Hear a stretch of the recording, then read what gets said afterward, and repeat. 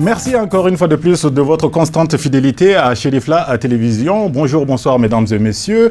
Bienvenue dans ce nouveau numéro de votre émission hebdomadaire qui s'intitule « Sans langue de bois ». Avant toute chose, je voudrais avoir une pensée pieuse à toutes les victimes de ce mal du siècle, le coronavirus, encore appelé le Covid-19, qui s'étend de façon exponentielle à travers le monde entier, et que Dieu préserve encore le Mali. Paix à toutes les victimes du coronavirus. Alors, le thème d'aujourd'hui, les impôts, facteurs de souveraineté des pays en voie de développement, cas du Mali. Les impôts ne sont pas très populaires quand il faut les payer, mais ils sont quand même indispensables au bien-être de toute communauté organisée à l'échelon local, régional, national ou supranational. Et pour parler de cette thématique très importante, j'ai l'immense plaisir de recevoir sur ce plateau une dame, Madame Coulibaly Zaliatou Diarra. Elle est la chef de la cellule de communication au niveau de la Direction générale des impôts. Bonjour, bonsoir à Madame Coulibaly, bienvenue sur le plateau de Sans langue de bois. Bonjour, bonsoir, merci Monsieur Diarra, merci pour votre accueil si chaleureux. Merci. Nous sommes contents d'être avec vous aujourd'hui pour parler effectivement de ces grandes thématiques qui nous tiennent à cœur. Absolument, merci d'être venu. Et ici à ma gauche, nous avons un autre invité de marque. Lui, c'est Yaya Maïga. Il est le chef de centre 5 de la commune 5 du district de Bamako. Bienvenue, Monsieur Maïga. Merci beaucoup, M. Diarra, et merci pour l'accueil si chaleureux. Merci. Et de cette opportunité que vous nous offrez là pour parler des impôts. La troisième personne invitée sur ce plateau se nomme Alpha Mohamed Tawati, au niveau de la division législation de la Direction générale des impôts. Bienvenue, M. Tawati. Merci, M. Diarra. Comment allez-vous? Oui, ça va très bien. Merci. Merci pour votre accueil. Merci. Et un sujet aussi important. Absolument. Merci. Et enfin, le quatrième invité qui n'est plus à présenter, chers téléspectateurs, lui c'est le grand constitutionnaliste, mais aujourd'hui il représente le citoyen lambda et c'est le professeur Mamadi Sissoko. Bienvenue, monsieur Sissoko. Merci beaucoup. Comment allez-vous? Je vais très bien et je suis heureux d'être là et ça va m'enrichir beaucoup d'être avec ces spécialistes. Vraiment, je vous remercie beaucoup pour cette opportunité que vous m'offrez. Merci. Merci à vous quatre d'être venus sur le plateau de l'émission Sans langue de bois. Depuis Moribabou, d'où nous émettons Chérifla Télévision. Alors, madame, d'ores et déjà, quelle définition donnerez-vous à l'impôt de façon générale? De façon générale, la définition que nous pouvons donner de l'impôt, c'est que c'est un prélèvement d'autorité qui sert à couvrir les charges de l'État. Donc, et comme tel, notre Constitution même prévoit, en son article 24 ou 25, que effectivement le paiement de l'impôt est obligatoire à tous les citoyens. Le paiement de l'impôt est obligatoire à tous les citoyens et l'impôt existe depuis l'aube des temps, monsieur Yaya Maïga. Quelle est votre définition de l'impôt? C'est comme Mme Diarra l'a dit tout de suite, et Mme Coulibaly plutôt l'a dit tout de suite. Effectivement, c'est la définition la plus couramment utilisée, c'est de Gaston Diaz, qui dit que c'est une prestation pécuniaire requise de tous les particuliers par voie d'autorité, comme elle a bien dit, et qui est acquis à titre définitif, qui est non remboursable. Et c'est pour couvrir les charges publiques, les charges de l'État. Donc, pour simplifier la définition, en fait, on va tout de suite dire que c'est un procédé, une manière, n'est-ce pas, de répartir les charges publiques sur les citoyens du pays. Donc, et chacun selon sa capacité contributive. Donc, c'est cette définition, justement, qu'on donne de l'impôt. Et donc, c'est obligatoire, il faut qu'on le retienne. Donc, chaque citoyen doit participer, n'est-ce pas, aux charges publiques. Donc la loi de finances est là, état de fait, donc les charges sont là, les charges de l'État sont là, donc chaque citoyen, n'est-ce pas, doit contribuer selon sa capacité, bien sûr. Absolument, et je me tourne vers M. Tawati, justement, l'impôt, il aurait fallu le créer s'il n'existait pas quand même pour, en tout cas, garantir une certaine forme de souveraineté, d'où le thème même de l'émission. Bien sûr, bien sûr. Ce qu'ils ont dit, peut-être je vais compléter la contrepartie. Il faut que ça soit dit. C'est un prélèvement obligatoire, mais sans contrepartie. Il faut que cela soit dit également. Okay? Payer des impôts ne vous donne pas tout de suite des droits par rapport à telle ou telle chose. Okay? Maintenant, ce que vous avez dit, les grandes nations, les pays indépendants et démocratiques tirent leurs ressources des impôts et taxes qui payent les citoyens. Okay? En fait, les impôts existent bien avant l'ère de la République. Ce sont des impôts et les taxes qui permettent d'entreprendre en réalité des réalisations à tous les niveaux, principalement les écoles, les hôpitaux, etc. etc. Donc, si elle n'existe pas, il fallait la créer. Voilà. Il fallait la créer parce qu'en réalité, l'État est assis sur ça. Les impôts, c'est ce qui permettent aux gouvernants, aux décideurs, d'entreprendre tous les investissements, tout ce qui est dans nos pays. Faire face à la sécurité, faire face aux investissements, faire face en tout cas aux écoles, etc., etc. En tout cas, toutes les charges publiques, c'est les impôts qui sont là uniquement pour couvrir tout ça. Les charges publiques, en grosso modo. Absolument. On se tourne évidemment vers le citoyen lambda de ce plateau. Justement, nos concitoyens ont une, entre guillemets, une peut-être mauvaise perception de l'impôt parce que pour ceux-là qui n'ont pas eu la chance d'aller à l'école, ils perçoivent l'impôt comme une charge de trop. Monsieur Sissoko. Bon, je ne pense pas. Non? Les citoyens, dans leur majorité, sont conscients que l'État fonctionne sur la base de certaines ressources. L'État, par définition, est une personne morale de droit public. C'est une personne comme vous et moi, mais dont les missions sont exercées par des représentants désignés par ses citoyens. Pour que ces représentants puissent atteindre les objectifs assignés à l'État, il faut nécessairement des ressources. C'est là où Gaston Gege dit encore, il y a des dépenses, il faut les couvrir. Donc, forcément, les impôts sont indispensables pour le fonctionnement de l'État. Et comme il l'a dit, il ne faut pas s'attendre à une contrepartie directe ou indirecte. La seule contrepartie, c'est tout simplement, vous payez d'autorité et c'est à l'État de gérer de façon directe pour les besoins de la société, ces impôts-là. Vous n'avez pas à dire je paye parce que vous allez me faire ça. Non. Mais le citoyen lambda malien aujourd'hui comprend que l'impôt est indispensable. Absolument, absolument. Alors, je me tourne encore vers les spécialistes sur ce plateau. Madame, pourriez-vous nous parler des différents régimes d'imposition? Avant de commencer cette émission, j'avais plutôt parlé de classification et j'aimerais bien dire aux téléspectateurs que vous avez bien fait de me rectifier, justement, en me disant de parler plutôt de régime. Quels sont les différents régimes d'imposition? Les différents régimes d'imposition, nous avons le régime du réel. Nous avons le régime du réel simplifié, nous avons le régime de l'impôt synthétique. Et le régime de l'impôt synthétique, ça s'adresse effectivement à tous ces contribuables qui réalisent moins de 50 millions de chiffre d'affaires hors taxes annuels. Donc, et le régime simplifié, c'est entre plus que 50 millions jusqu'à au-delà de la barre de 50. De 50 millions jusqu'à 250 millions. Voilà, de chiffre d'affaires hors taxes annuelles. Et le régime du réel normal même là, c'est de là jusqu'au milliard, quoi, 3 milliards, exactement. Et des éléments complémentaires, Monsieur Yeya, Maïga, parce que tout ça me paraît un peu technique, puisque nous sommes là pour simplifier la chose à nos téléspectateurs. Est-ce que vous pouvez, dans des mots un peu plus simples, nous dire ce que ça veut dire impôt réel et... Ok. Donc, bon, elle est rentrée trop dans les détails. Oui. Mais quand vous prenez, vous avez deux groupes, le synthétique et le réel. Donc, c'est les deux régimes, en fait, quand vous prenez. Mais maintenant, c'est le régime du réel qui est, justement, il y a deux. Il y a deux modes. Il y a deux modes. Le mode simplifié et le mode normal. Mais prenons le synthétique d'abord. Le régime synthétique, c'est les petites entreprises là, dont le chiffre d'affaires est en deçà de 50 millions.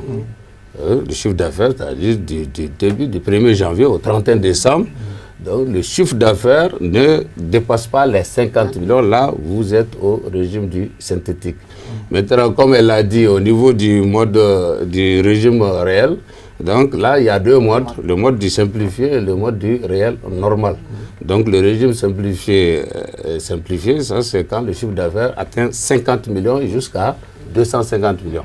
Maintenant, au-delà de 250 millions, c'est le régime réel normal.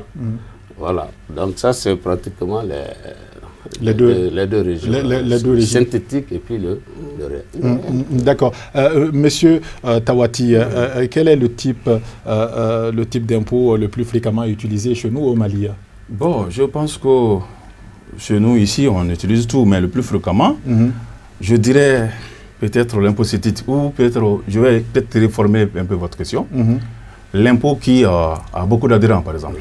Peut-être on peut dire qu'à ce niveau, c'est l'impôt synthétique, en réalité.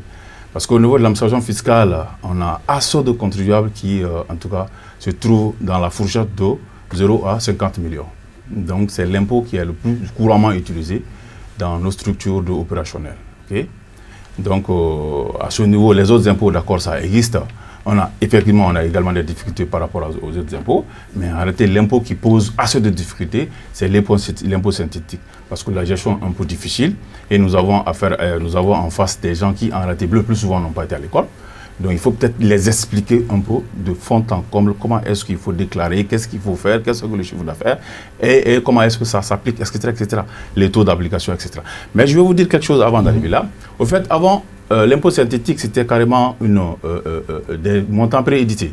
Okay, tout prend en 2015. C'est en 2015 que le taux de 3% est arrivé. Okay?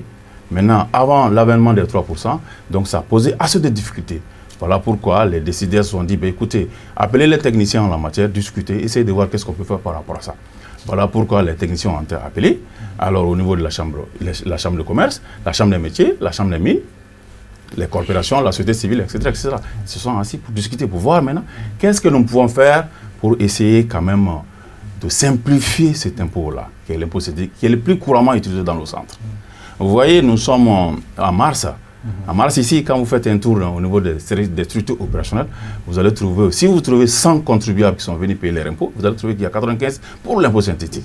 Vous voyez, donc à tel point que vraiment c'est un impôt, la gestion est un peu difficile. Mais on est en train d'aller vers la simplicité avec nos partenaires pour voir qu'est-ce qu'il faut faire. Voilà pourquoi en 2015, il y a eu l'avènement, au lieu des préédités, on est venu maintenant à la taxation du chiffre d'affaires à 3%.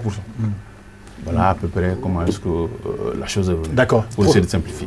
Professeur, pourquoi est-ce que beaucoup de nos concitoyens réchignent souvent à faire face à ce type d'impôt qui est l'impôt synthétique? Grande question. Même les impôts, ils ont des problèmes pour répondre à cette question. Mais ce n'est pas tout simplement dans tous les cas de l'incivisme, c'est souvent lié à la malgouvernance. À la malinformation, à la maléducation. Donc, il n'y a pas de sensibilisation à fond.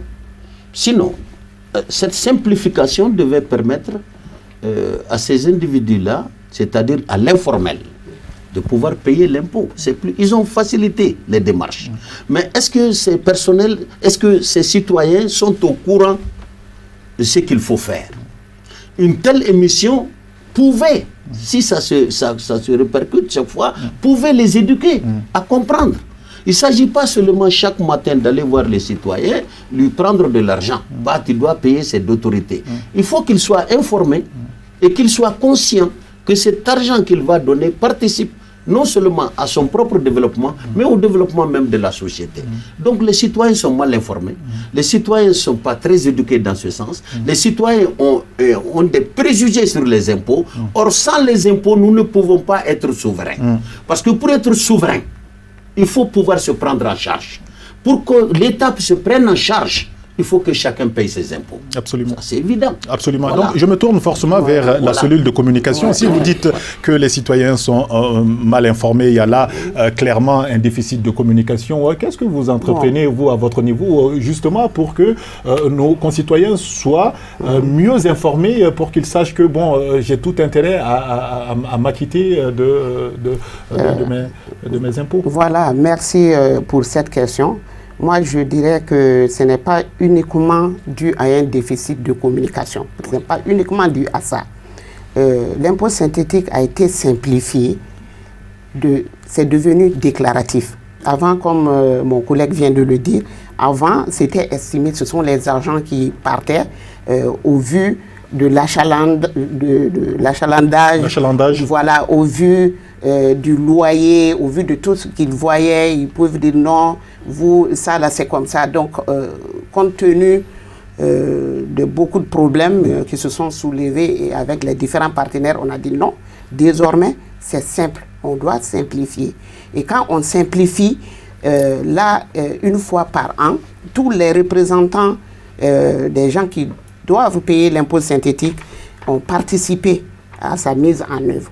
Parce que dans le cadre du partenariat, nous ne posons aucun acte sans effectivement faire intervenir les premiers concernés. Mais il y a quand même une comptabilité minimale à tenir. Lorsque vous déclarez, ne serait-ce qu'un petit registre, ce que vous achetez au mois, le mois, au jour, le jour, ce que vous vendez, tenir ça. Nous savons que les gens tiennent, même ceux qui ne sont pas allés à l'école, ils savent pourquoi ils sont en train de travailler. Et c'est en fin d'année, effectivement, qu'ils doivent déclarer ce chiffre d'affaires auquel le taux de 3% est à appliquer. Eux-mêmes, ils peuvent le faire. Mais dans bien des cas, je ne sais pas, les gens, on dirait qu'ils craignent de rapprocher les impôts, qu'ils craignent de s'informer. Et il y en a qui se font effectivement avoir, qui sont paresseux même d'aller. Ils peuvent dire non, telle personne, occupe-toi de mon impôt. Voilà. Donc c'est déclaratif. Aucun agent des impôts ne doit déclarer à la place du premier intéressé lui-même. C'est très simple. Mais en la contrepartie de cet impôt déclaratif, c'est un minimum de contrôle. C'est de tenir une comptabilité pour pouvoir justifier le chiffre que vous nous soumettez à être imposé. Tout à fait. Alors, monsieur Maïga, encore faudrait-il être de bonne foi, parce que madame dit qu'il n'y a pas quand même un déficit de communication. Souvent, ça peut être même culturel. Enfin, ça peut relever de l'éducation. Chacun y va de son éducation. Alors, la personne qui n'a pas la bonne foi, la sincérité de déclarer en fait ce qu'il gagne annuellement, est-ce que ça ne pose pas là un problème? Est-ce que à votre niveau, y a-t-il pas encore des mesures à prendre pour que tout le monde puisse vraiment s'en tenir à ces règles-là? Comme vous le dites, effectivement, le gros du problème que nous avons au niveau des structures opérationnelles, notamment au niveau des centres, parce que l'impôt synthétique, c'est uniquement dans les centres des impôts, c'est vraiment cet impôt-là. Comment recouvrir ce compte, comment faire même la déclaration. Parce que le tout part d'abord de l'immatriculation de toutes les façons. Il faut se faire immatriculer d'abord. Vous commencez une activité, au départ, vous avez juste 10 jours pour vous déclarer. Vous avez 10 jours. Au-delà des 10 jours, ça vous êtes en retard dans la déclaration. Vous avez 10 autres jours pour venir et ça, si vous dépassez ces 10 autres jours, donc 20 jours au total, vous êtes carrément en défaut de déclaration et puis il y a une amende pour ça. En fait. Il y a des amendes qui sont prévues. Donc dès lors que vous commencez, vous devez vous déclarer et quand vous déclarez, il y a des pièces, des documents à fournir. On ne va pas rentrer dans tous ces détails-là parce que le temps ne nous le permet pas. On ne va pas rentrer dans tout ça, mais ils connaissent déjà les éléments à fournir pour se faire immatriculer. Vous avez votre numéro fiscal, vous venez à l'accueil, vous rentrez dans un centre des impôts, tout de suite, vous faites face au BAC, le bureau d'assistance à la clientèle, on appelle couramment accueil. Vous adressez à l'agent, vous donnez votre numéro fiscal, il vous tire votre déclaration annuelle de revenus. Comme il l'a si bien dit, ça a été simplifié. Depuis 2015, on a appliqué le taux unique de 3%. Ça a été adopté lors de plusieurs rencontres avec pratiquement tous les syndicats des commerçants, des artisans, lors des conseils fiscaux, les experts comptables, etc. Tout le monde était là lorsqu'on adoptait les 3%. Donc ça a été... Et la communication, chacun doit communiquer à son niveau. Les syndicats des commerçants, ils doivent faire le travail, ça a été dit dans la salle. Donc chacun doit faire remonter l'information, n'est-ce pas, par rapport aux membres du syndicat. Donc tout le monde doit être informé. Et là, on considère que tout le monde a l'information. Le code général, c'est une loi, c'est voté au niveau de l'Assemblée. Donc on dit que tout le monde connaît le contenu, n'est-ce pas, de ces textes-là, on considère. C'est 3%, comme elle l'a dit, chacun peut calculer son impôt synthétique, venir faire la déclaration, tu n'as pas besoin de voir qui que ce soit. Le problème, c'est ça. Ils viennent, ils cherchent à avoir un agent pour faire la déclaration. Non, le système fiscal malien, il est déclaratif. Il est déclaratif. Mais la corollaire, c'est quoi? C'est le contrôle. On a le droit de contrôle aussi. Et selon les renseignements dont nous disposons, donc nous faisons, s'il y a des redressements à faire, nous le faisons. Mais toujours est-il dit que le contribuable est averti à l'avance. On ne vient pas tout de suite parce que tu es venu, tu as déclaré 20 000 francs et qu'on estime l'agent de recensement à apporter des renseignements pour prouver que non, au lieu de ça, c'est plutôt 50 000 que vous devez payer que tout de suite. Non, on respecte les procédures du redressement.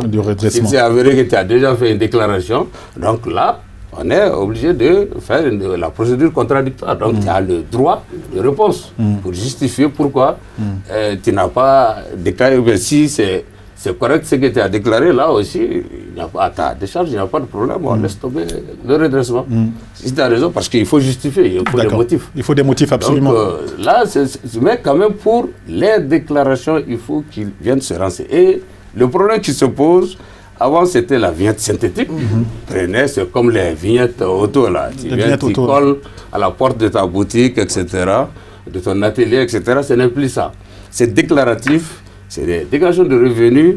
Ça suit à peu près, ça la même procédure que l'impôt sur le revenu annuel, le dépôt de bilan. Il faut le système minimal de trésorerie. C'est ce qui accompagne la déclaration. La déclaration de revenus est sous-tendue par le système minimal de trésorerie. C'est ça leur état financier, en fait. Ils doivent le déposer, mais généralement, ils ne le font pas. Il faut tenir un registre des achats, des ventes. Donc, pour déposer le système minimal de trésorerie, ce n'est pas compliqué. C'est pas compliqué. Chacun peut le faire. Et là, vous appliquez le taux si vous avez plusieurs établissements. Parce que là aussi, c'est un problème délicat. Quand vous regardez la déclaration de l'impôt synthétique, vous allez voir, il y a la place pour 10 établissements. Cela veut dire quoi? Je suis domicilié, mon centre de gestion principal, c'est Badlabougou. J'ai un établissement à Moyenbougou, j'ai un autre à Kaye, à Mopti, et je sais pas, à Lafiabougou. Donc, je dois noter ces établissements. Je mets le chiffre d'affaires global. Ici, à Badlabougou, j'ai réalisé un chiffre d'affaires annuel de 5 millions. Et à Moyenbougou, j'ai fait 10 millions. Ça fait 15. 15, oui. OK. J'ai fait à Lafiabougou, j'ai fait 5 millions. Donc, ça fait 20. Je dois prendre établissement par établissement. Je mets le chiffre d'affaires global d'abord, 20 millions. Et je fais la répartition selon les établissements. Et la déclaration est adaptée à cela. D'accord. Et j'applique le taux de 3% là-dessus. Tout à fait. Et mon impôt à payer. Tout à fait. Donc, c'est dans le centre de gestion principal qu'ils doivent aller déclarer et payer. Avant, c'était par établissement. Et ça, depuis 2015, effectivement. Vous avez assez simplifié. Tout à fait. Tout à fait. Alors, M. Tawati, quels sont, selon vous, les avantages, les inconvénients aussi, et surtout les pénalités liées, il l'a dit tantôt, au retard accusé dans le paiement de la taxe synthétique? D'accord, très bien. Mais avant de répondre à votre question, moi j'allais plutôt répondre sur, excusez-moi, sur ce que M. Sissoko a dit. En réalité, quand vous payez vos impôts, quand vous payez vos obligations, vous faites, comment dirais-je, vous mettez à l'aise en réalité, ok? Vous payez pour le développement, votre propre développement d'abord, et le développement de la cité et de la nation, en réalité. C'est ce qu'il faut savoir. Et également, l'impôt, en réalité, nous pouvons citer un certain nombre de rôles. Il y a 3 grands rôles pour l'impôt. Il y a un rôle financier, il y a un rôle économique, il y a un rôle social. Ça aussi, ça doit être connu par, en tout cas, les usagers. Ce que vous voyez. Donc, à cela aussi, ce que M. Mega vient de dire, lui, il a parlé plutôt de pénalité et tout. D'accord. Moi, je vais plutôt parler des avantages que l'administration accorde en réalité. Aussi. Oui. Et c'est très important. Il faut insister là-dessus. Voilà, et c'est très important. Oui. Parce qu'en réalité, quand vous commencez votre activité et que votre chiffre d'affaires n'atteint pas les 50 millions, ou que vous venez juste de démarrer votre activité, l'État vous accorde une exonération d'une année. L'État vous accorde une exonération d'une année. vous ne payez rien à l'administration fiscale. Seul, vous allez pendant vous déclarer. Les 12 mois. Pendant les 12 mois. Oui, absolument. Vous allez vous faire mettre le doigt sur cette exonération quand même. Absolument. Vous allez vous faire immatriculer au centre de développement compétent. On vous donne un NIF. Et le chef de centre en question vous donne une attestation d'exonération. Excusez-moi, quand vous dites on vous donne un NIF, il faudrait qu'on définisse aussi le NIF, c'est le numéro d'identification fiscale. Oui, sûr. Oui, et c'est gratuit. C'est gratuit. D'accord. Gratuit. On ne paye pas du tout. Pas du tout. Pas d'argent pour obtenir ça. Vous faites immatriculer au centre territorialement compétent. Alors, le chef de centre en question vous donne une attestation d'exonération pendant 12 mois. Ça, c'est vous aider en tout cas à décoller. Oui. Et à partir maintenant, à la fin de l'année maintenant, vous allez commencer à être dans le droit commun comme tout le monde, en réalité. Ça, il faut que cela se sache aussi. Parce qu'en réalité, les gens, c'est comme je vous l'ai dit, les gens ne doivent pas avoir peur des impôts en réalité. Approchez les impôts, essayez de comprendre qu'est-ce qui se passe. Parce qu'il y a pas mal de gens, quand ils ouvrent leur entreprise, ils restent à côté, ils demandent. J'ai ouvert mon entreprise, je vais demander M. Diarra. M. Diarra qui a peut-être une mauvaise expérience des impôts va dire, il ne faut pas partir, hein, ils ne sont pas bons là-bas. Est-ce que vous voyez, de bouche à oreille, maintenant, lui, il a peur déjà, avant même d'arriver à l'administration fiscale. Et c'est ce qui est très mauvais. Venez aux impôts, demandez les renseignements. Nous avons des structures pour ça. Nous avons des structures dédiées à l'information. Vous venez, on vous informe sur vos droits et vos obligations et les avantages que l'État vous accorde par rapport à votre activité précise. Est-ce que vous voyez? Absolument. Maintenant, avant aussi l'avènement des 3% tout et tout, avec les 50 millions, mais il y avait toute une multitude d'activités qui n'étaient pas admissibles à l'impôt synthétique. Mais ce n'est plus le cas maintenant. Ce n'est plus le cas.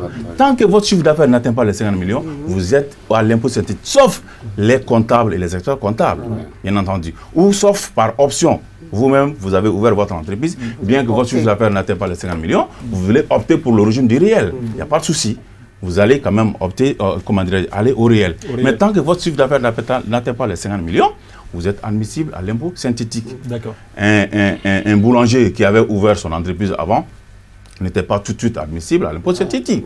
Okay? Mais cette fois-ci, oui, tant que votre chiffre d'affaires n'atteint pas les 50 millions. Je précise ça parce que c'est question de chiffre d'affaires maintenant. Mais à partir de 50 millions, automatiquement, vous allez au régime du réel. Alors, quand vous avez dit avantages et inconvénients, il y a des avantages. Il y a des avantages. Mais quand moi, je paye mes impôts, quand je fais face à mes obligations fiscales, mais je suis libre là. Et j'ai le droit de parler là où je veux. Et mieux encore, quand je me présente dans une structure, ça, il faut que les gens le sachent. Hein. Quand je me présente à une structure, je veux bénéficier, en tout cas, je veux bénéficier de quelque chose de l'État. Mais normalement, vous avez payé votre impôt. Vous avez le droit de dire, moi j'ai payé mon impôt. On doit me faire ça, on doit me faire ça. Tant que ce n'est pas payé, on doit vous le faire. Mais vous n'avez pas payé d'avoir vos obligations fiscales. Vous êtes en retard. Vous n'êtes pas en règle, vous arrivez dans l'administration. Vous voulez être tout de suite privilégié. Là, je suis désolé. Même si on vous le fait, vous-même, vous devez avoir honte. Absolument. Vous devez avoir honte parce que vous n'avez pas d'abord fait ce que vous devriez faire. Et mieux encore, quand vous payez vos impôts, ça donne assez de privilèges. Ça donne assez de privilèges parce que vous pouvez parler. Et mieux encore, quand vous partez chez vous, vous avez le goudron, vous marchez, vous roulez sur le goudron. OK? Pour arriver chez vous, le goudron là, c'est vous et moi qui avons contribué pour que ce goudron là soit mis là-bas. OK? Quand nous avons nos élèves à l'école, quand il y a la sécurité, c'est d'autres personnes de la société qui ont contribué pour cela. Mais vous n'avez pas contribué. Ça, ce sont des avantages. Mais inconvénients, vous allez faire mal à vous-même d'abord. Vous allez faire mal au pays. Et mieux encore, vous n'allez pas pouvoir contribuer au développement de votre pays. Absolument. Et votre entreprise en partira. Pourquoi? Parce que vous allez payer des pénalités après. Les pénalités après. Les pénalités, en réalité, ce n'est pas comptabilisé dans une entreprise. Et personne dans une entreprise ne veut que sa société soit pénalisée à tout bout de champ. Absolument. Avant de donner la parole au professeur, il y a madame qui voudrait réagir. Moi, je voulais réagir par rapport au sujet. Il y a un aspect les avantages. Pas que les avantages, mais il y a un aspect très important à souligner par rapport à l'impôt synthétique. Comme nous avons dit qu'ils sont nombreux, ceux qui sont à l'impôt synthétique, c'est le lieu de dire que ceux qui sont à l'impôt synthétique n'ont pas le droit de facturer la TVA. D'accord. Ils n'ont pas le droit de facturer la TVA à qui que ce soit. Tant qu'ils sont dans ce régime, ils n'ont pas le droit. Interdiction totale. Interdiction totale de facturer. De facturer. La TVA. Donc ceux qui ont des... La TVA, c'est la taxe sur la valeur ajoutée. Parce qu'on est encore en face des téléspectateurs, il faudrait bien qu'on définisse. C'est ce que je voulais ajouter. Donc c'est important de taille à dire. D'accord. Professeur, est-ce que finalement on a simplifié les choses, mais à cause des intermédiaires, ce qu'on appelle dans le jargon malien, coxer, est-ce que c'est pas cela aussi qui rend complexe les choses en tant que citoyen lambda? Monsieur Bradox. Diarra. Bon, monsieur Diarra, permettez-moi de vous dire qu'avec ces informations, est-ce que oui ou non, le citoyen lambda aura peur des impôts? Ah, ils ont encore peur, hein? Non. Avec ces informations claires et nettes, quand je ne peux pas, quand j'ouvre mon entreprise, j'ai des difficultés où j'ai telle entrave, je viens les voir, ils me comprennent, ils me guident. Mais moi, je crois que nous avons des intermédiaires, mais souvent, il vaut mieux se déplacer soi-même, à les comprendre. Je crois que si ces informations sont à la disposition des citoyens lambda, je crois qu'il y aura moins de difficultés. Parce que nous sommes à 90%, si je ne m'abuse, d'analphabètes. Donc les gens passent généralement par des intermédiaires. Oui, c'est ça. C'est pas ça. Souvent même qui font des bilans. Oui. Et qui viennent te donner, le même bilan se retrouve avec 4 à 5 citoyens, les mêmes données. Pourquoi frauder alors que quelque chose qui est là peut être réglé de façon directe avec l'entreprise? Moi, je demande aux impôts de continuer la sensibilisation. Lorsque nous nous trouvons dans un tel contexte, il va falloir doubler d'efforts pour communiquer, pour éduquer, pour favoriser la compréhension des textes. À 90% analphabètes, tandis que tout est libellé dans un langage qu'ils ne comprennent pas. Bon, en même temps, il y a des intermédiaires qui se multiplient. Conseil fiscal, commissionnaire, ainsi de suite. Donc, mais finalement, c'est comme ils n'ont pas accès direct aux agents. Aux agents, c'est ça. Pour avoir l'information. La problématique. Or, il y a un centre d'accueil que je viens de remarquer. Il y a un centre d'accueil qui est prêt à donner toutes les informations. Moi, je demande aux impôts vraiment d'insister sur la formation. Sur la formation, l'information, le renseignement. Pour aider ces gens-là à combattre. Parce que c'est le plus petit qui devient le plus grand un jour. Ces gens qui sont aujourd'hui dans l'informel, avec votre éducation, ils vont sortir de l'informel. Il faut que les impôts innovent leur méthode. Excusez-moi de vous dire ça sur le plateau de façon crue. Il y a beaucoup de gens, en tout cas ici au Mali, on l'a remarqué, qui pensent que payer ces impôts-là, serait de jeter de l'argent par la fenêtre. Monsieur Maïga. Non, c'est vrai. Avant que M. Maïga n'intervienne sur ce sujet, nous sommes les citoyens qui disons ça. Oui, voilà. Pourquoi nous disons ça? J'ai parlé tantôt de malgouvernance. Lorsque vous voyez un monsieur qui est à côté de vous, qui a grandi avec vous, en 2 secondes, qui se trouve dans une fonction politique, ou qui se trouve aux impôts, vous le voyez avec 4-5 villas. Mais tout de suite, les citoyens lambda se disent, des questions. Mais écoute, comment lui peut avoir ça? Il fabrique de l'argent ou quoi? Un fonctionnaire, on nous dit qu'il n'a rien. Alors comment le fonctionnaire ou un tel homme politique, parce qu'il est devenu député, il a 4 villas, 5 villas. Et ces conséquences se répercutent sur le travail des dynamiques inspecteurs des impôts qui se battent tous les jours pour donner des recettes. Quand un inspecteur n'a pas ses recettes, c'est comme s'il y a une partie de sa vie qui est partie. À la douane, aux impôts. On n'entend que les recettes à partir du 25. Donc ces gens-là, leurs efforts sont anéantis par le mauvais comportement des dirigeants politiques. C'est à ce niveau que ces dirigeants politiques... Et à ce niveau, la politique est fortement remise en cause. Moi, je crois, à votre niveau. Nous revenons à ce que Obama a dit. Oui. Il faut des institutions fortes, et non d'hommes forts. Cela veut dire quoi?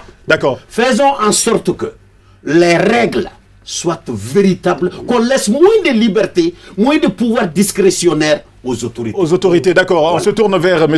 Maïga aussi pour la question de l'argent jeté par la fenêtre. C'est quand même c'est trop dire. Oui, je vois. Avant de répondre sur votre question, c'est-à-dire par rapport aux déclarations d'abord. Parce qu'il faut que les contribuables qui sont au synthétique comprennent que s'il ne déclare pas dans le délai, il y a des délais. Oui. Aux impôts, tout est sur des délais. Cela veut dire, après le délai, tu es obligé de payer, mais ce serait avec pénalité. Vous avez dit 10 jours. Oui. Ça, c'est pour l'immatriculation. L'immatriculation, maintenant, pour ce qui concerne on sait que pour l'impôt synthétique, la date limite, c'est le 31 mars. Oui. Le 31 mars, c'est pour la déclaration de revenus imposables. Donc, au-delà du 31 mars, celui qui vient, donc, il sera pénalisé s'il ne déclare pas. La pénalité est liée à la déclaration, il y a la majoration qui est liée aussi au paiement. Il faut que ça soit clair. Quand tu déclares dans le délai, donc la pénalité c'est 25% en fait. Si tu dois payer 50 000 francs d'impôt, après calcul, si tu dois payer 50 000 francs d'impôt synthétique, tu vas payer les 25% là-dessus. En plus, si tu ne déclares pas dans le délai. Maintenant, la majoration, c'est 10%. 10%, quand tu viens payer au-delà du délai, donc tu vas payer avec une majoration de 10%. Maintenant, il y a des contribuables, par exemple, tu es venu, tu dois payer 50 000, tu n'as pas les 50 000, ils se vertuent à rester, à dire qu'ils ne vont rien payer. Ils ont 30 000 francs, ils disent non, ils vont attendre à ce que ça soit complété là. Il ne faut pas qu'ils attendent. Viens au moins déclarer et payer les 30 000. La majoration va porter uniquement sur les 20 000 francs. Sur les 20 000 francs restants. Pas sur les 50 000. Oui, exactement. Mais si tu ne payes pas, même si tu déclares et que tu viens payer le tout après, la majoration va porter sur l'ensemble du montant payé. Donc là, il faut qu'ils fassent attention à ce niveau. Oui. Et en plus, qu'est-ce qu'on constate d'année en année, on voit qu'il y a certains contribuables, c'est-à-dire qui déclaraient peut-être 300 000, après ils viennent à 120 000. Mais ça, là, il y a un problème, ça ne va pas. Nous, aux impôts, les prévisions chaque année, c'est comment? On n'a jamais diminué. Par exemple, l'année dernière, on était à 919 milliards, si je ne me trompe pas. On est cette année à 1006 milliards. Hein? Vous êtes tenu de trouver. Donc, on est voilà, 1006. Donc, c'est pour vous dire que, donc, par rapport à ça doit aller plutôt crescendo. Bien sûr. Donc, l'activité évolue, ça marche, mais le contribuable. Bon, comme vous le dites, non, quand tu payes ton impôt, tu ne l'as pas jeté. Oui. C'est pas possible. Oui, absolument. Donc, il faut arriver véritablement à changer un peu les mentalités aussi. Bien sûr. D'accord. Alors, Monsieur Tawati, quelles sont, dans ce même volet, quelles sont les formes d'arnaque utilisées parfois par certains agents véreux aussi, pour soutirer de l'argent aux contribuables? Avant d'arriver à votre question, je voulais juste compléter, en tout cas, mes collaborateurs. Au fait, par rapport à un certain nombre de faits. Alors, moi, je dirais, quand vous partez aux impôts, à l'administration fiscale pour payer vos impôts, d'abord, réclamez votre reçu. Ça, c'est la moindre des choses, ok? C'est réclamer votre reçu. Ça, et réclamer votre reçu. Ça, il n'y a rien à faire. Maintenant, en plus de ça, ce que M. Mega a dit, nous, on n'est pas en train de tabler sur les pénalités. On est là en termes de sensibilisation. On est en train de sensibiliser, en réalité. En termes de sensibilisation. Est-ce que vous voyez? Le délai légal de l'impôt synthétique, c'est le 31 mars de l'année en cours. Okay? Vous avez 3 mois pour déclarer et payer. Déclarez votre chiffre d'affaires, on applique les 3% là-dessus et vous allez payer jusqu'au 31 mars. Alors, dépasser les 31 mars, bien sûr, il y a le pénalité et autres là viennent. Mais en réalité, on n'est pas à ce niveau. Nous, on ne voudrait pas que ça soit comme ça, justement. Voilà pourquoi les réformes, les sensibilisations, la communication, tout et tout, s'accentue au niveau de la DGI. S'accentue au niveau de la DGI. Donc, il va falloir que les gens comprennent. Et mieux encore, peut-être de passage, je dirais que ce n'est pas le seul impôt en réalité qui nous préoccupe actuellement, qui... En réalité, le délai légal, c'est le 31 mars. Il y a par exemple l'IRF, l'impôt sur le revenu foncier. Okay? Ensuite aussi, il y a les vignettes ordinaires et les vignettes TTR. Okay? Alors, le délai légal de tous ces impôts-là, c'est le 31 mars de l'année en cours. Donc, ils doivent être déclarés et payés. Est-ce que vous voyez? Bon, mais par rapport au TTR, ce n'est pas déclaré. Vous allez vous présenter votre carte grise, la carte grise du véhicule. Et alors, on vous détermine le montant à payer. Et vous avez votre vignette. Par rapport à l'IRF, vous déclarez alors avec les documents authentiques des bails, etc., et on vous délivre votre reçu. Il faut que cela soit dit également. Absolument. J'ai dit que tout cela doivent assortir d'un reçu de paiement. Est-ce que vous voyez? Maintenant, ce que vous avez dit, d'accord, ça ne... Oui, les brebis galeuses, comme on dit, ça ne finit pas. Le jargon. Voilà, ça ne finit pas. C'est ce que j'ai dit tantôt. Quand vous payez vos impôts, il faut réclamer votre reçu. Oui, absolument. Madame Coulibaly, à ce niveau, réagir. Je souhaite réagir à ce niveau, c'est vrai. Par rapport à l'impôt foncier? Aux inconduites. Aux inconduites, d'accord. Par rapport à ça, je dirais qu'il y a beaucoup qui ont peur les intervenants, comme vous l'avez dit, moi j'ai eu à voir plein de cas comme ça, des comptables coursiers qui ont été envoyés, qui désinforment, qui avaient l'habitude de prendre des montants faramineux avec leurs supérieurs pour payer la patente, pour payer ceci. Et ça, c'est avec des personnes, des intellectuels. Des intellectuels. Jusqu'au jour où un de ces intellectuels s'est présenté à moi dans mon bureau pour savoir exactement le montant. Et là, je pense que il a été obligé de licencier son comptable. Voilà, donc comme on le dit, la viande est maigre, et voilà, le couteau n'est pas bien aiguisé. Oui, absolument. Professeur, assez rapidement, oui. Je voulais ajouter aussi, comme il parle beaucoup de délai de 31 mars. Oui, nous sommes déjà le 22. Devant le Covid-19. Le 22 mars. Oui. Nous avons vu oblige. Nous avons vu les grandes puissances, dont la France. Ils ont revu toutes ces conditionnalités-là en fonction de l'atmosphère. Nous sommes des citoyens lambda. Le pays vient de prendre des mesures énergétiques à cause de Covid. Est-ce que eux, ils ont prévu quelque chose pour permettre aux citoyens lambda, surtout à cette couche-là qui n'a pas beaucoup de synthèse là, pour leur dire que, bon, au regard des difficultés que vous avez cette année, on va reporter de mars à telle date, et ainsi de suite. Parce que là aussi, ça nous encourage. Ces gens-là...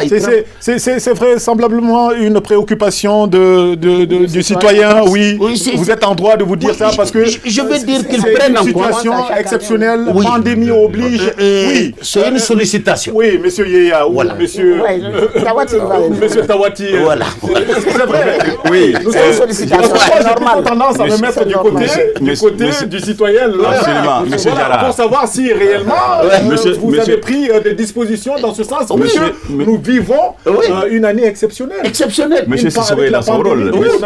Monsieur Sissoko est dans son rôle, en réalité. Mais ce que je vais vous dire, en réalité, prolonger le délai ou pas, ça c'est du ressort des autorités en réalité. Mais ce que je vous dis, c'est qu'en réalité, la DG n'est pas là pour créer des problèmes à qui que ce soit en réalité. Plutôt, c'est nos partenaires en réalité. Les contribuables sont nos partenaires. Parce que si vous voyez que nous sommes là, c'est parce qu'ils sont là en réalité. Ok? Alors, si vous voyez qu'on nous assigne des objectifs, par exemple, cette année, comme Yéya l'a dit, c'est 1006 milliards à mobiliser. Mais c'est parce qu'ils sont là en réalité. Est-ce que vous voyez? Avec les problèmes qui existent actuellement, comme M. Sissoko l'a dit, mais les autorités ne sont pas différentes à cela en réalité. Ils ne sont pas indifférents à cela. Ils ne sont pas du tout indifférents. C'est sûr qu'à un moment donné, les partenaires, ils vont les appeler, ils vont discuter, ils vont voir maintenant qu'est-ce qu'il y a lieu de faire par rapport à ça. Parce que nous, en réalité, à notre niveau, nous sommes conscients qu'il y a des difficultés. D'accord. Il y a des difficultés, mais ce que je vais dire à ce niveau, c'est que nos partenaires doivent aller vers l'administration fiscale. Ils doivent aller s'informer, solliciter, voir qu'est-ce que nous pouvons faire. Parce que vous voyez, aujourd'hui, moi je dois payer 50 000, comme exemple de M. Méga. Je suis allé à l'administration fiscale, je n'ai que 25 000. Non. Ne retournez pas, payez les 20 000 francs, il n'y a pas de souci. Payez les 20 000 ou les 25 000. Le reste là, vous allez essayer de voir avec le gestionnaire du centre, qu'est-ce que je peux faire. Mais ne restez pas avec ça. C'est ça le problème. Voilà pourquoi ça crée toujours des problèmes. Oui, on est déjà à 45 minutes d'émission. Monsieur Maïga, quelles sont les armes de fait et de droit dont dispose la DGI pour lutter contre l'évasion fiscale en vue de maintenir l'égalité des citoyens? Est-ce que je peux juste parler un tout petit peu de l'impôt foncier? Assez rapidement. Parce que là, nous, on est préoccupés par ce sont nos risque d'être pris par le temps, oui. C'est fondamental. Avant de répondre à ma question. Oui, voilà. C'est-à-dire, par rapport au foncier, effectivement, là aussi, il faut que le contribuable sache que on a des problèmes en réalité avec les propriétaires fonciers. Le propriétaire foncier, quand il construit, c'est-à-dire il faut qu'il comprenne qu'après avoir construit mais 100 millions dans un bâtiment, ces 100 millions-là t'appartiennent, là, c'est pour toi. C'est une dépense, mais ce n'est pas une charge en tant que telle. C'est pas une charge. C'est pas une charge. Mais tout de suite, qu'est-ce qu'ils voient? C'est-à-dire, tout ce que tu as après sur les loyers et autres, là, pour moi, c'est du bonus. C'est clair? C'est du bonus. C'est du bénéfice. C'est un bénéfice. On dit de venir déclarer et payer les 15%. Là aussi, c'est le 31 mars. C'est la même chose qu'avec le synthétique. Vous avez des formulaires qui sont là. Vous faites votre déclaration de l'ensemble de vos revenus annuels. Et vous appliquez les taux. Pour l'impôt foncier, ça fait 12%, la taxe foncière, c'est 3%. Et quand vous regardez les formulaires de l'impôt sur le revenu foncier, vous allez voir, l'avant-dernière ligne, c'est écrit « à compte déjà payé ». Ouais. Ça veut dire quoi? Ça c'est pour généralement les propriétaires, les bailleurs, les locataires dont le loyer atteint les 100 000 ou bien au-delà de 100 000. Donc ils sont tenus de faire la retenue de l'impôt foncier qu'ils payent pour le compte du propriétaire, du bailleur. Donc ça, c'est très important. C'est-à-dire qu'il ne faut pas qu'ils croient qu'ils ne doivent pas servir cette ligne-là. Ça nous pose énormément de problèmes. Il faut qu'ils servent ces lignes-là. Dès lors que tu as, par exemple, un immeuble que tu as 150 000 de loyer, un autre à 50 000, donc les 150 000, le locataire qui est là est tenu de faire la retenue de l'impôt foncier et de verser. C'est un moyen de paiement, en fait. C'est un acompte. N'est-ce pas? Donc, et en fin d'année, le propriétaire est tenu, le bailleur est tenu de faire la déclaration de l'ensemble des revenus. S'il ne le fait pas, il est pénalisé. La pénalisé incombe au bailleur, au locataire. Pas au locataire. Voilà, ça aussi, il faut qu'on le clarifie. Au bailleur et pas au locataire. Pour les loyers qui atteignent 100 000 au-delà. Voilà, la question, quelles sont les armes, les armes dont vous disposez pour lutter efficacement contre l'évasion fiscale et maintenir l'égalité? Oui, mais il faut qu'on passe par des sensibilisations. L'évasion fiscale, la fraude, l'évasion, bon, ça on est obligé, c'est le contrôle. À l'interne, c'est que surtout ce que les contribuables font comme déclaration, il y a des agents qui sont là, il y a des gestionnaires qui sont là, qui passent ces déclarations-là à des contrôles. On vérifie, parce que là, généralement, c'est des contribuables qui profitent de certaines failles des textes là pour dissimuler, voilà, certains produits. Donc là, c'est mieux à nu par les gestionnaires qui sont là. Et je crois que par rapport à pour la fraude, c'est vrai, comme on l'a si bien dit ici, il y a des contribuables qui se confient à certains coursiers. Oui, c'est ça, les intermédiaires surtout. Oui, ça, il faut arrêter avec ça. Il faut arrêter et on a donné des consignes au niveau du service d'accueil par rapport à ça. Il faut que les contribuables eux-mêmes viennent ou bien qu'ils envoient un conseil fiscal légalement reconnu dont le nom est là, c'est même enregistré dans le système. Nous, dans notre système, le logiciel actuel, c'est prévu de renseigner un champ pour mettre le nom du conseil fiscal ou bien du comptable de l'entreprise. Donc celui qui fait les déclarations, ou bien le représentant du contribuable. Les noms sont enregistrés dans le système. Donc ce sont ces gens-là qui sont habilités à venir faire les déclarations pour ces contribuables. À part eux, quelqu'un d'autre, un autre intermédiaire ne doit pas venir et c'est cela qui pose des problèmes. Des problèmes. Alors, le professeur Sissoko voudrait réagir assez rapidement. Souvent les impôts, parce que tout ce que je constate ici, c'est qu'il n'y a pas d'information.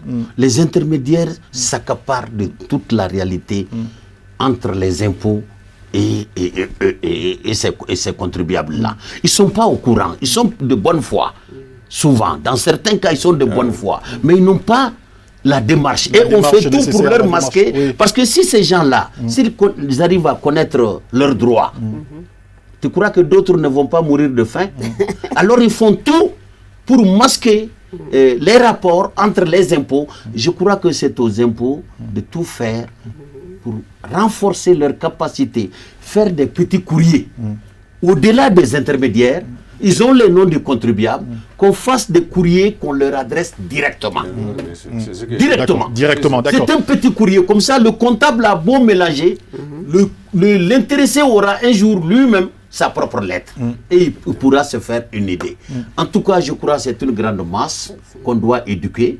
L'avenir se trouve dans l'éducation de cette masse-là, parce que ces grandes sociétés qui sont là aujourd'hui peuvent devenir des petites sociétés. Le problème d'impôt... Et vice-versa. Oui. Et le problème d'impôt, nous avons vu le cas de Carlos Ghosn. On sait que le problème d'impôt, c'est un problème criminel. Quelqu'un qui ne paye pas ses impôts, n'aime pas son pays, n'a même pas le droit de se mêler à la politique. Normalement. Donc quand un problème est comme ça, quand une question est aussi essentielle, les impôts doivent multiplier l'information. Oui, monsieur Tawati, parlant de Carlos Ghosn, justement, au niveau des pays occidentaux, on a vu que les paradis fiscaux aussi sont monnaie courante de nos jours. Alors, à leur niveau, eux qui sont à un certain niveau de développement, est-ce que si nos grands intellectuels aussi, en tout cas ceux qui prospèrent, pensent à, entre guillemets, ces paradis fiscaux-là, est-ce qu'on va s'en sortir en fin de compte? Madame va réagir assez rapidement, Madame Koulibaly. Je vais intervenir parce que je sais que l'administration est en train de se préparer pour. Pas plus tard qu'hier, nous avons passé toute une journée de formation au Sheraton. Donc, sur les prix de transfert. Ça, les prix de transfert, c'est vraiment les grandes multinationales qui font ça, et même nos propres entreprises au sein de la sous-région qui sont spécialisées à faire déplacer effectivement leurs bénéfices, que cela soit payé dans des pays où vraiment le taux n'est pas élevé. Donc, comment détecter tout ça? Comment savoir les liaisons entre une société mère et ses filles, ces transactions? On est en train de se préparer. Absolument pour faire face à ça. D'accord. Monsieur Maïga, plus que 5 minutes à passer ensemble avant la fin de cette émission. En quoi est-ce que l'impôt, justement, peut stimuler la croissance de manière, je dis bien de manière, à se passer de l'aide au développement, par exemple? On l'a peut-être dit autour de cette table, quand les impôts sont payés, on peut peut-être se passer à l'aide. Une réponse claire. Que tout le monde paie ses obligations, que tout le monde paie ses impôts, tout simplement.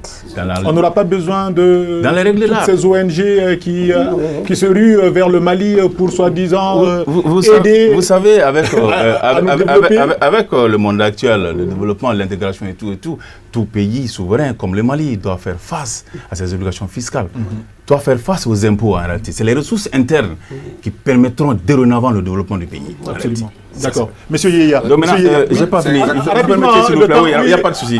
En fait, je voulais juste bondir sur juste deux petites choses que monsieur Yaya avait abordées. Ça, c'est le foncier en réalité. Il n'y a pas que le revenu foncier et la taxe foncière, comme il a dit. Il y a la TVA aussi. Il y a la TVA. Il faut que ça se sache aussi. Quand vous construisez votre maison, le revenu foncier, les 12% pour le revenu foncier et les 3% pour la taxe foncière, ça, c'est un bâtiment loué à titre de dortoir, tout simplement, d'habitation, tout simplement. Mais quand vous louez un immeuble à titre professionnel, il y a un autre impôt qui vient. Ça, c'est la taxe sur la valeur ajoutée en réalité, autour de 18%.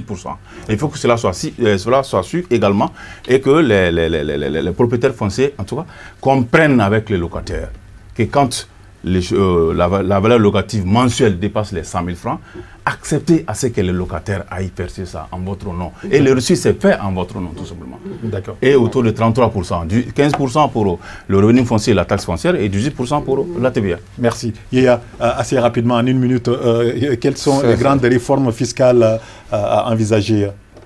Bon, les réformes fiscales, le législateur est là, lui peut-être il pourra mieux parler de ça. Allez-y, en une minute. Moi je crois que, oui. Mais pour rebondir un peu à ce que vous êtes en train de dire, c'est-à-dire il faut que, comme ils l'ont si bien dit, c'est-à-dire payer l'impôt, si tout le monde paye correctement, fait sa déclaration, paye normalement.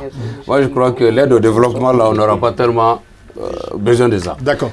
L'objectif même, l'objectif de la DGI, c'est quoi? Moi, j'ai dit 0 redressement en fin d'année. Cela sous-entend quoi? Exactement. Tout le monde a déclaré, tout le monde a payé, et chacun a sa part à gagner là-dedans. Absolument. Donc, professeur, on peut véritablement se passer de l'aide étrangère aujourd'hui, en s'acquittant de ces... Il faut que tout le monde sache que nous sommes indépendants politiquement. D'où le thème d'ailleurs de l'émission. Que les autorités sachent que leurs décisions dépendent du paiement des impôts. Et que s'ils s'en tenaient, s'ils créaient toutes les conditions à ces structures des impôts pour qu'ils travaillent dans les meilleures conditions et dans la confiance, parce que ce sont eux, ce sont ces autorités-là, ce sont elles qui compliquent le travail des agents sur le terrain. Parce que lorsqu'ils arrivent aujourd'hui, la République, ce sont des vertus. La République, d'après De Gaulle, c'est les vertus. Absolument. Et lorsque ces vertus sont respectées, nous les sentirons jusqu'au bas. Au bas de l'échelle. Ouais. Donc moi, je crois, l'impôt est indispensable. Il faut que tout le monde sache que il y va de notre indépendance nationale. Il y va. En tant que citoyen lambda, En tant merci. que citoyen lambda, Merci. qui aime son pays paye ses impôts. Le dernier mot revient à madame, alors. L'émission est presque finie. Oui, presque finie. Oui. C'est de remercier tous nos auditeurs. Donc, c'est de vous remercier aussi. Les téléspectateurs plutôt. C'est de dire que l'impôt, aucun pays ne peut se développer sans l'impôt. Aucun pays. Que les autorités politiques nous accompagnent, qu'ils soient de vrais porteurs de nos projets. Lorsque les autorités politiques portent nos projets de réforme, généralement, tout va se suivre.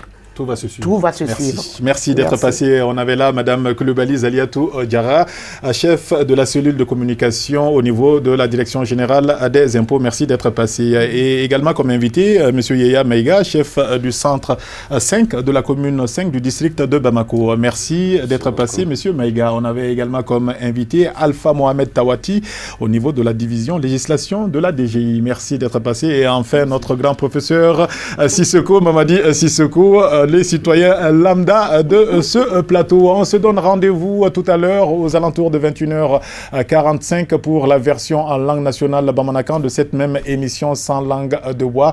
Merci encore une fois de plus de votre constante fidélité. Merci, à bientôt. Merci.